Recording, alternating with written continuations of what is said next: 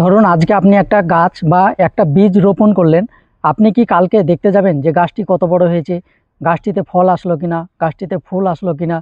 আপনি নিশ্চয় যাবেন না। কারণ আপনি জানেন, আপনার এই জ্ঞানটা রয়েছে যে একটা বীজ রোপণ করার পরে কিছু সময় নেয় গাছটা অঙ্কুরিত হতে, এবং গাছটি অঙ্কুরিত হওয়ার পরে একটু সময় নেয় গাছটি একটু বড় হতে, এবং দীর্ঘ একটা সময় ধরে গাছটা বড় হয়, একটা নিজেকে শক্তিশালী করে, তারপরে কিন্তু গাছটাতে ফুল আসে। এই ফুল আসার পরে গাছটিতে একটা সময় কিন্তু ফল আসে। এই যে প্রক্রিয়া, এটা কিন্তু অনেকটা একটা সময় নিয়ে কিন্তু তৈরি হয়।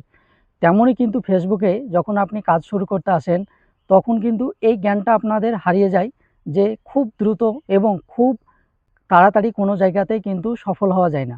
অথচ একটা বীজ বা একটা গাছ যখন আমরা রোপণ করি, তারপরেই যেমন সেটাকে আমরা দেখতে যাই না যে কত বড় হলো, ফল আসলো কিনা, তেমনই কিন্তু এখানেও আপনাকে এই জ্ঞানটা রাখতে হবে যে আপনি যদি আজকে কাজ শুরু করেন, কালকে যে আপনার সফলতা চলে আসবে, এটা কিন্তু কখনোই আসবে না।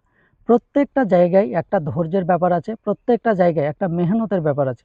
আপনি যদি এই ধৈর্য মেহনত করতে পারেন, যেমন একটা গাছকে আপনি রোপণ করার পরে সেটাকে বড় করতে পারবেন, একটা দীর্ঘ একটা সময় পরে সেখান থেকে ফলের আশা করতে পারবেন।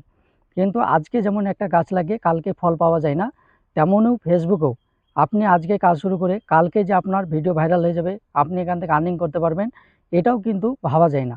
আপনাকে দীর্ঘ একটা সময় দিতে হবে, দীর্ঘ একটা সময় ধরে এখানে কাজ করতে হবে। তারপরেই দেখবেন আপনার একটা একটা ভিডিও না একটা ভিডিও ভাইরাল হবে, আর সেখান থেকেই ফেসবুক নিজে টেনে আপনাকে সামনের দিকে নিয়ে যাবে। তাই যেমন একটা গাছ রোপণ করার পরে সেটাকে আপনি দীর্ঘ একটা সময় অপেক্ষা করেন, আপনার মধ্যে একটা বুদ্ধি আছে যে এত তাড়াতাড়ি ফল আসে না, তেমন এই জায়গাটা তো আপনাকে ধৈর্য, আপনাকে মেহনত করতে হবে। তারপরে দেখবেন আপনার একটা না একটা ভিডিও ভাইরাল করবে ফেসবুক, আর একটা সময় আপনাকে ফেসবুক নিজে এখানে টেনে তুলবে। তাই তাড়াহুড়ো নয়, নিজেকে ধৈর্য ধরুন, অপেক্ষা করুন, পরিশ্রম করুন, একটা সময় ভাইরাল